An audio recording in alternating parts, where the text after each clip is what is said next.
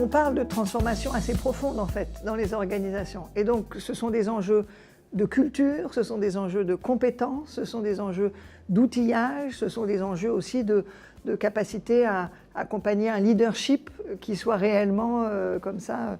focalisé sur ces doubles ambitions. Et donc la formation, elle est essentielle pour ça. Donc en formation initiale, ça va être veiller à ce que dans les écoles de commerce, dans les écoles d'ingénieurs, dans les formations plus généralistes, on trouve des enseignements qui ne parlent pas uniquement de quels sont les enjeux, mais de comment réellement est-ce qu'on doit transformer les organisations à l'aune de ces enjeux et comment est-ce qu'on repense les business models, comment est-ce qu'on repense les modalités de financement, comment est-ce qu'on repense la comptabilité, le contrôle de gestion. Et tout ça, ça nécessite évidemment de la formation spécifique avec la prise en compte de ces enjeux. En formation continue, on va être plutôt sur l'accompagnement de profils de collaborateurs qui sont déjà avancés dans leur carrière dans les organisations. Et donc l'enjeu, il est vraiment comment est-ce qu'on forme des leaders hybrides, c'est-à-dire qui sont à la fois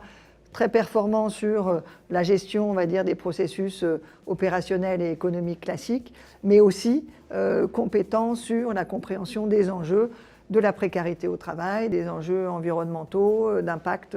de la supply chain, enfin, en fonction de l'industrie, des questions vont se poser très différemment. Mais c'est vraiment, in fine, la nécessité de former de plus en plus de leaders hybrides qui ont cette double compétence et cette double culture économique et sociale et environnementale.